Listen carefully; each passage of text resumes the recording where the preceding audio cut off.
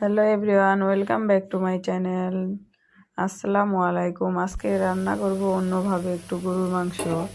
সেজন্য আমি পেঁয়াজগুলোকে প্রথমে বেরেস্তা করে নিব। এই আমার পেঁয়াজ বেরেস্তা হয়ে গেছে, এবার এটাকে নামিয়ে নিব। নামিয়ে নিয়ে আমি গরুর মাংসটা ভালোভাবে 2বার ধুয়ে নিয়েছি।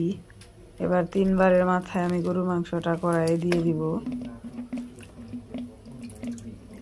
অল্প অল্প করে দিয়েছি।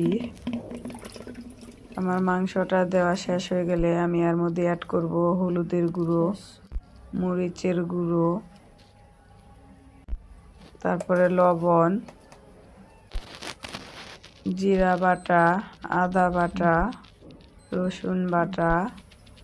এর মধ্যে দিয়ে দিব সাদা এলাচ, কালো ফল, দারচিনি, তারপরে গোলমরিচ, লবঙ্গ, তেজপাতা। আমি যে পেঁয়াজ বেরেস্তা করেছিলাম ওই তেলটা দিয়ে দিলাম।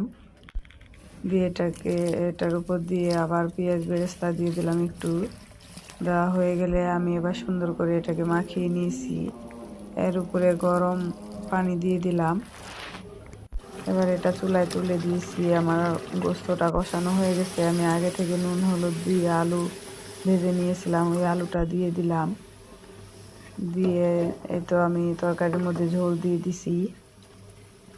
এবার ভালোভাবে জাল করব।